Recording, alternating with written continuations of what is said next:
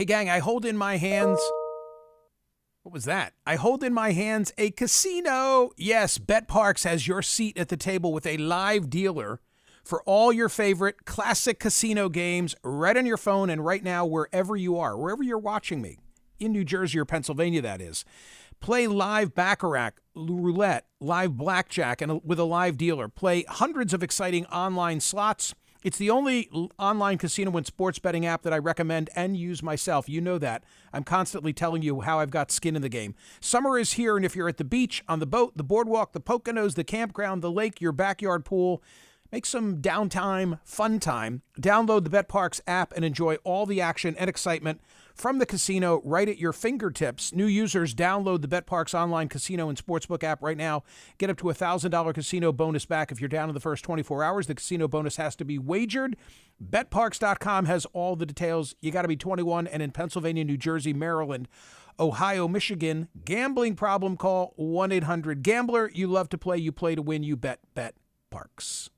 Time now for the headlines from the Wednesday edition of the newsletter.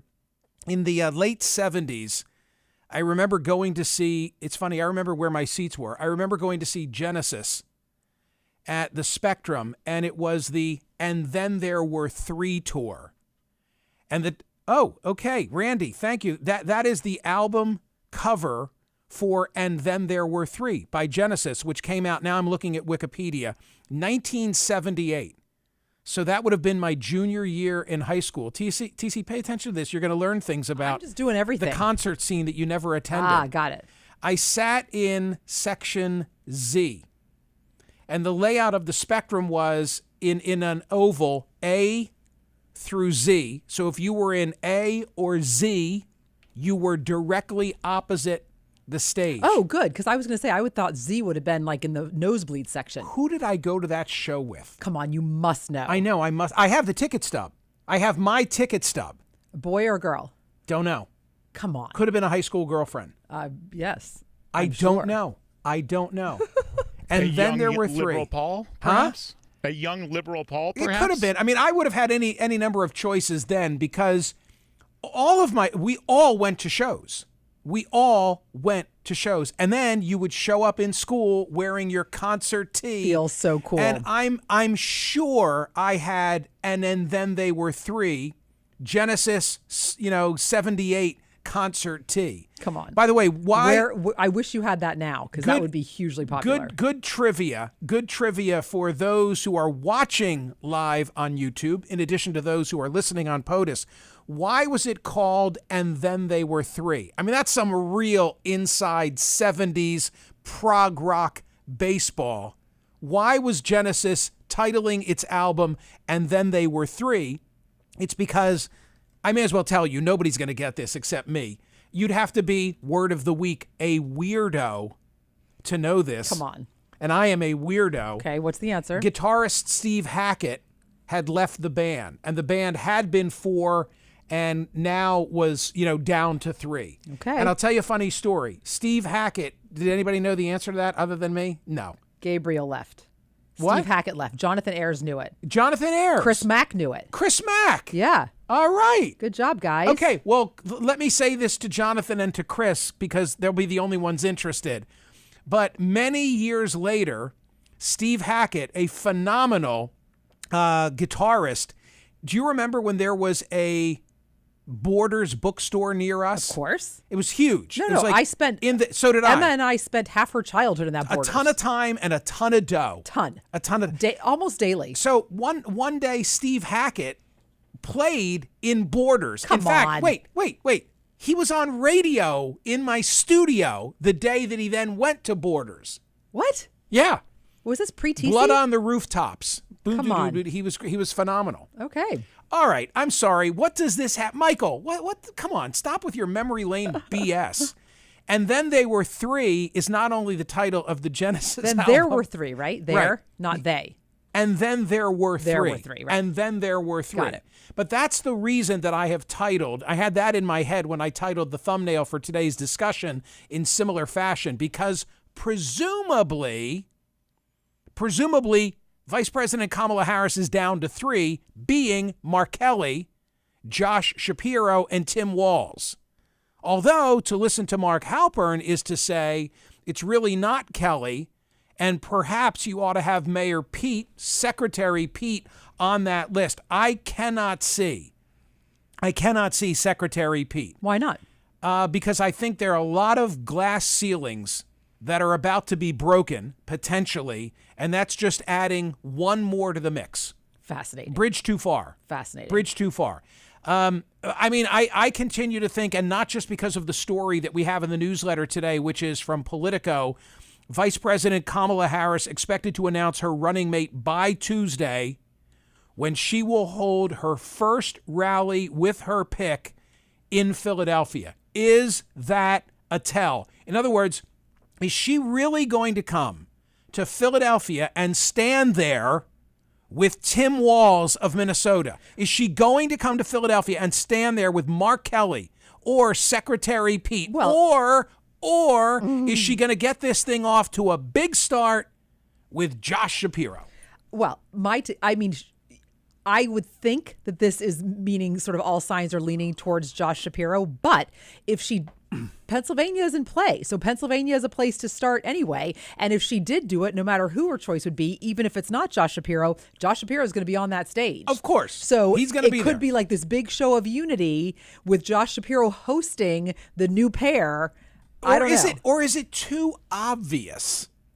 Is it too obvious a tell that they're coming to Philly first? Right. I just don't think you can put Josh Shapiro. Let's just think about this. Okay, go ahead. I don't think you can put Josh Shapiro on a stage saying, welcome now the next president and vice president, Kamala Harris and Mark Kelly. Like, you're going to do that to Josh? Listen to you. That's wrong. I don't see it. I don't see it either. I don't see it. I don't see it either. I think it is significant. I think it could happen, but I think when I heard that news, my first thought was it's Josh. Yeah. And listen to us, Josh. We know him. Yeah. But we kind of do. Yeah. I don't know. Okay. I don't know. But you know what? We're going to know in 5 days, which is unbelievable. I think you're going to know sooner than that.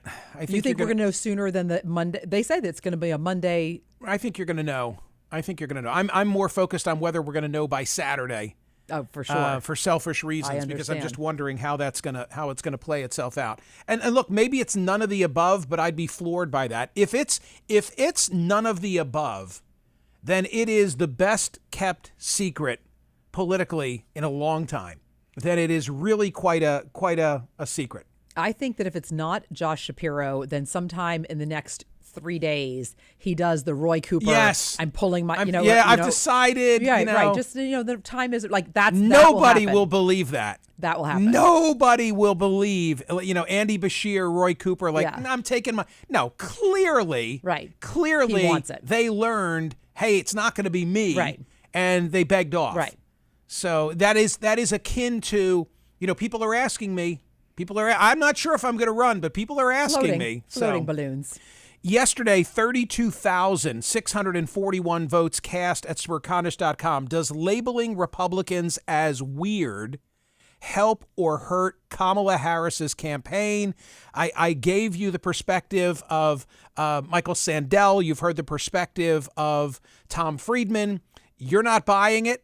61.34% say it helps. Keep calling those guys weird. It helps. 38.66% of the rest of us said it hurts.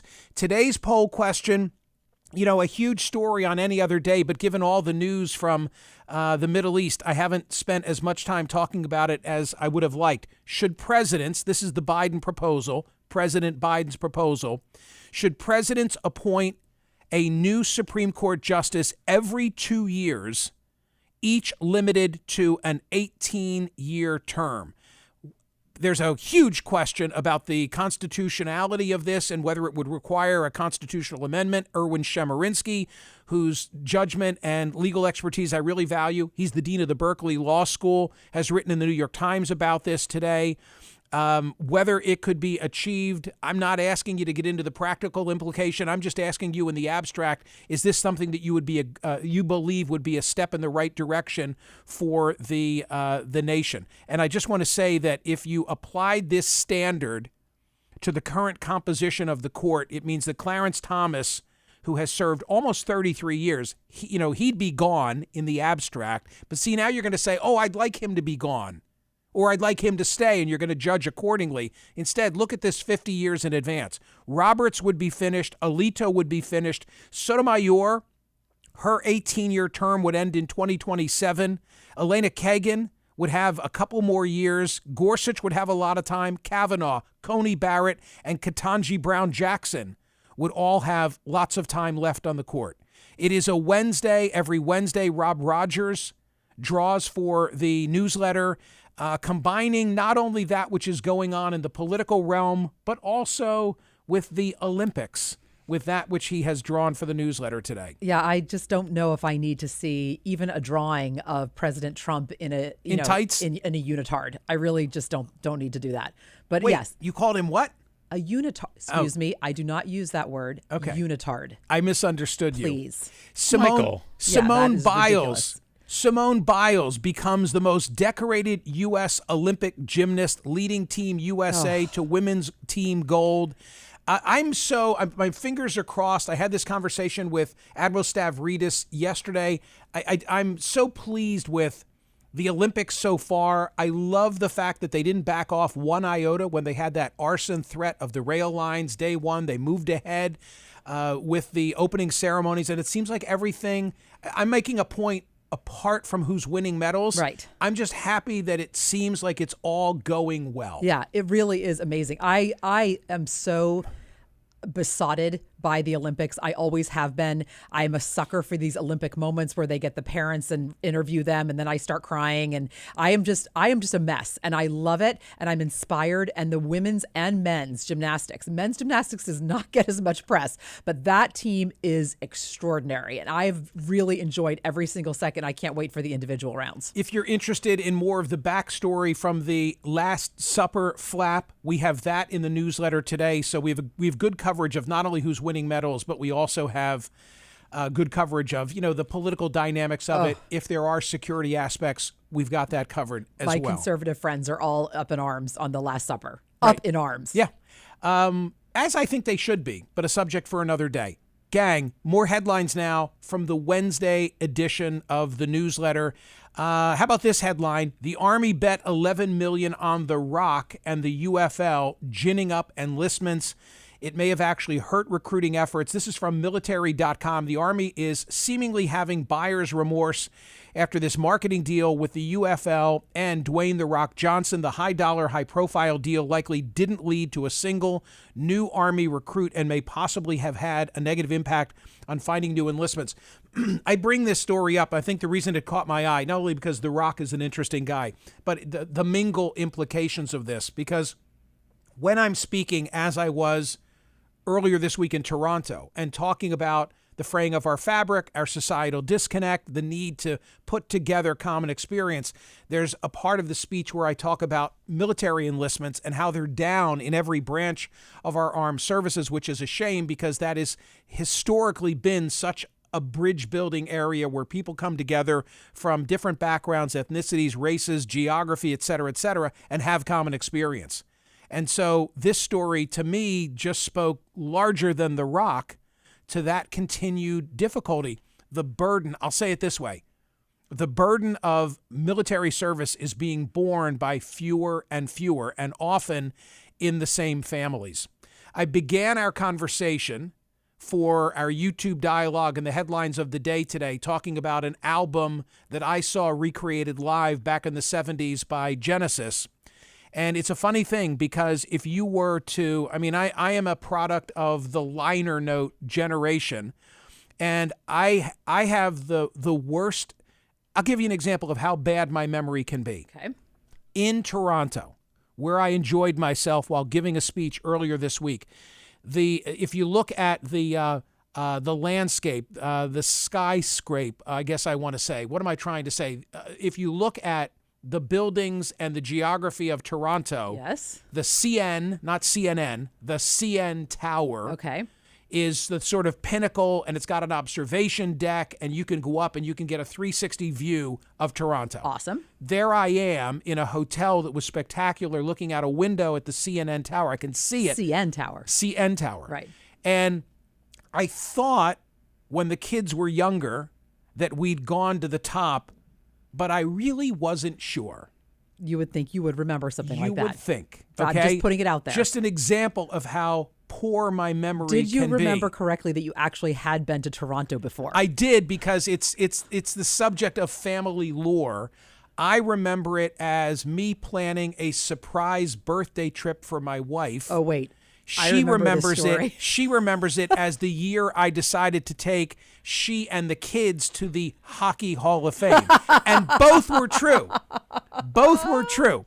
Maybe you didn't couch it exactly right. I don't remember. You know what? I pulled that trip off beautifully because everybody packed for the airport. Mm-hmm. I told them what to pack. And on I-95, as we were headed toward the airport, I distributed passports.